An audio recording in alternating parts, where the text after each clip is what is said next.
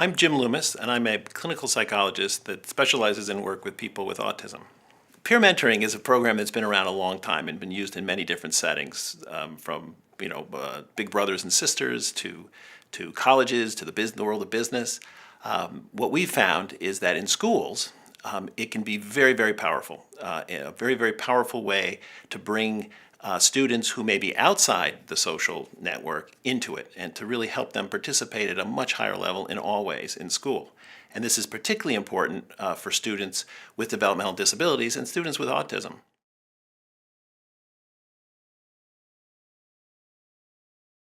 Autism brings with it low social motivation, being out of step socially. It's very easily to become isolated. It's very easy to not be involved in much social interactions and to kind of pull yourself out in a way where you get very much into solitary activities. The problem with that is that your social skills don't get better. In fact, they get worse. And then you become more and more isolated. So it's a vicious cycle. The beauty of peer mentoring is that it takes the peer group and helps the peer group to bring the individual into social activities. It helps them it guides them and provides them the teaching they need so that they can participate, they can make friends, they can be a part of social activities of all sorts. In school, one of the most social places is the cafeteria. And what happens for many students is that it's hard for them to be in this kind of noisy environment, this very social environment. And so they will either sit by themselves or maybe they'll try not to go into the cafeteria at all. So we have a peer mentor who meets them and sits with them, and they have the individual eat lunch with them and their friends in a way that provides sort of the cues and the guidance that may allow them to be comfortable and to enjoy themselves while having lunch with other students. And that helps bring them into this very, very social time of the day.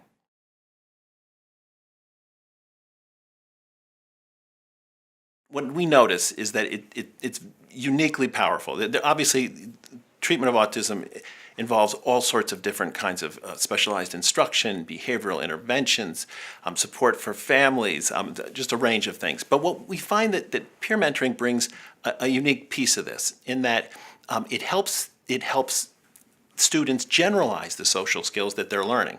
What we know is that students typically have a social skills group where they learn all sorts of different skills, from making eye contact to how to speak to people, how to make friends, things like that. But one of the key challenges of autism is being able to take those skills and then apply them outside of the group room, or what we call generalization. Well, with peer mentors, we actually create the situations so they can practice and generalize the skills in the real setting, in the cafeteria, in the hallways, outside of school. So that's what really brings the powerful impact. Furthermore, people with autism frequently struggle with anxiety. Situations that are hard for them make them quite anxious. Well, with a peer mentor, it makes them less anxious and allows them to practice and be in a range of social situations that otherwise they would be very uncomfortable in and avoidant of.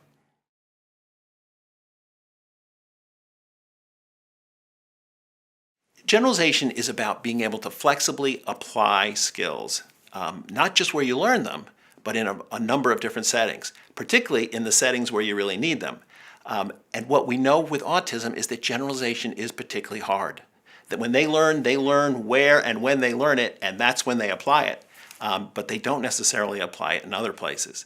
So with social skills, they will learn it in the social skills group or with a therapist or a teacher, but they won't be applying it when they see friends in the hallway. So that's where the peer mentoring is so important. Autism requires a range of programming.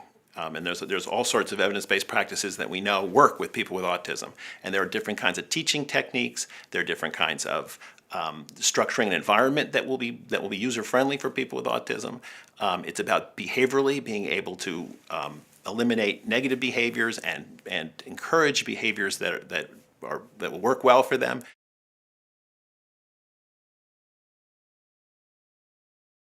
Autism requires all these kinds of things, but one piece of it that's very important is the social skills. And what we know is that if you teach them social skills in a way they'll learn it, but they may not apply it. And that's why we need to have some kind of an experience in the natural setting where they can be social. And that can be done through schools structuring things and teachers structuring activities for them. But when you get to middle school, you can't really have a paraprofessional or a teacher sitting there at the table with you. The teenage culture, the teenage social group is really not going to tolerate that. But if you have a peer there with you, then it works quite well. So that's why we really try to mobilize our peer resources and train them to be mentors in this way.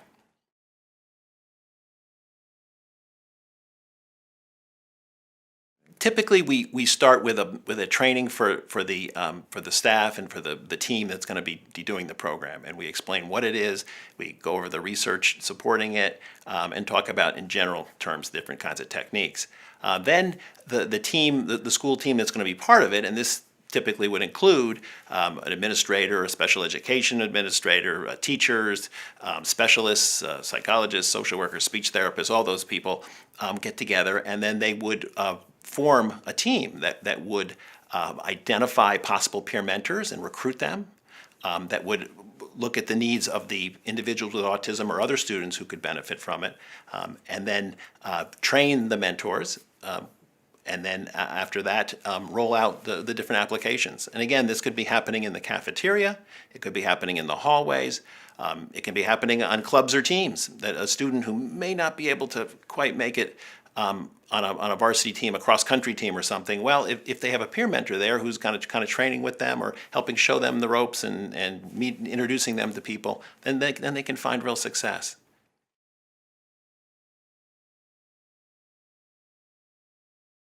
Peer mentoring is a very efficient and approach in that it uses naturally occurring resources. It mobilizes the students, and they're all out there. Students who someday will be teachers and nurses and doctors and psychologists and all this, that have that interest and who have the motivation to help other folks, and have an interest in learning about autism.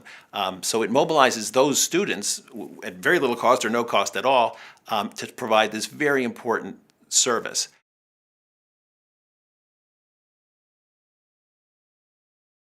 Some schools are uncomfortable in that it's different, and some schools will say, students don't want to waste their time taking care of other kids. They want to be with their friends, or they may say the parents would never give permission for it, because it's a different way of working. To actually actively try to provide that kind of social support for many schools is unfamiliar, and so it's more difficult for them. But what we find, of course, is that once you roll it out, we've yet to have a school that did not embrace it, that did not see great benefits from it. Not only benefits for the students with autism, but also benefits to the peer group. The peer mentors are often the ones who learn so much and enjoy it. And then you even see impact on the peer culture, that you find a way for the school to reward not just the star athletes and the great students and the great musicians, but you're rewarding the students who are good citizens and who are good with social skills and who are compassionate and reaching out to bring other people into the social network.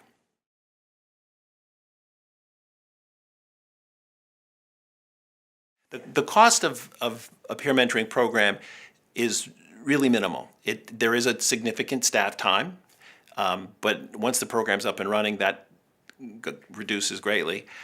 There is certainly a cost of a commitment by the team and the school to say, we're going to follow through with this, we're going to monitor it, we're going to make sure it's working. It's not like you just put a seed in the ground and forget about it. So that is the cost of it. And certainly to bring in initially somebody to do some training, there's the cost of that. But looking at school budgets, that's really minimal. And again, once the school embraces that and starts building it, there's really no added cost in that you're talking about peers who are already there in the school. You're basically giving them an activity that they enjoy and that teaches them things. So it's a great educational opportunity for mentors as well as the mentees. So there really is not a lot of cost. You don't need any expensive equipment or extended high-priced consultants. What you need is the initial training. And then you need a commitment from the team, to really to embrace the benefits of it. What we'll also find is that in many situations, the financial benefits for the programming can be quite substantial. In that by bringing these students, particularly students who are alienated or having really trouble participating in the peer group, oftentimes with peer mentoring, you can bring them into the point that you're going to reduce the more severe behaviors. You're going to reduce the need to send them out for special education programming. You're going to reduce oftentimes you can help support the parents to reduce the kind of conflict between the schools and parents over programming. So in that way, with sort of a minimal cost, you support efforts that can reduce these great expenses that hit special education budgets.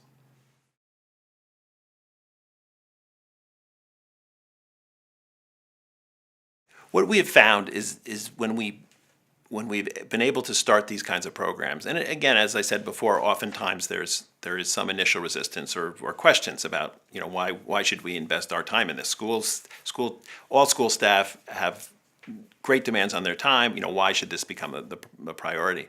Well, what we find is that we really do make this unique difference in the development and the school success for individuals with autism. We go from just including them in the classroom, in the mainstream, to really being able to integrate them. So they're not just there, but they're actually there interacting with other students at the school. People talk about physical accessibility, and so for a student who needs to use a wheelchair, we make sure there's ramps, we make sure they can get in every classroom, every part of the building. That's the law. Well, here we're talking about social accessibility.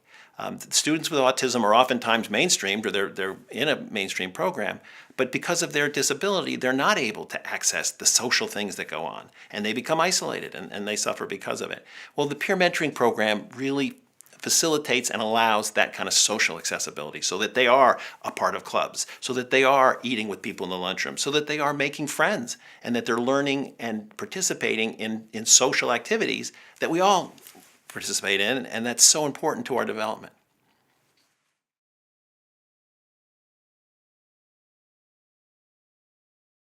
One young man we worked with was in middle school, and he was very smart and able to handle all the academics.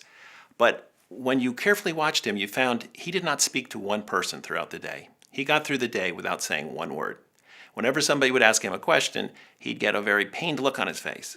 And of course, somebody would jump in and answer the question for him or support him or let him off the hook, which was good, but of course it wasn't helping his communication or his social skills.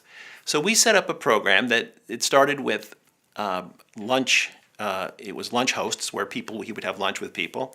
And then it expanded to a group that would actually, during free periods, they would go out and do different, throw frisbee or throw football around and things like that. And this group of mentors really got into it to the point where they didn't live that far from the individual, so they would get on their bike sometimes and ride over to his house and just sort of hang out with him. That individual, this started in middle school and carried through high school. He went on to college, succeeded in college, and now is doing very well. Socially, he deals with a range of situations extremely well, and it doesn't slow him down. But that student in middle school, he couldn't say a word, and he couldn't communicate or really interact with anyone at all. But his mentors really gave him quite a gift.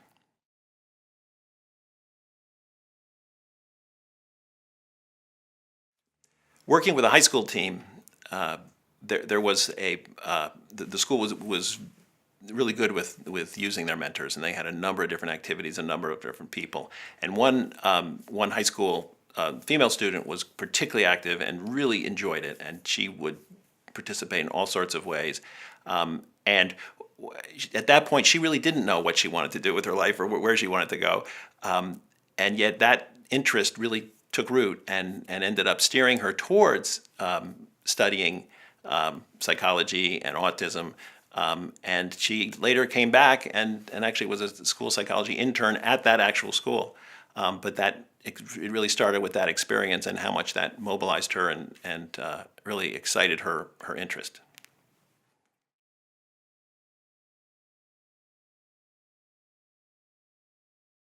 Three words to describe peer mentoring are supportive. It supports the needs of an important group of students. Inclusion. It actively allows them to be truly included in what's going on in the school building, and enriching, that it not only supports the individuals, the mentees, but what we find are that the mentors get so much out of it, and the peer culture at the school really, really benefits.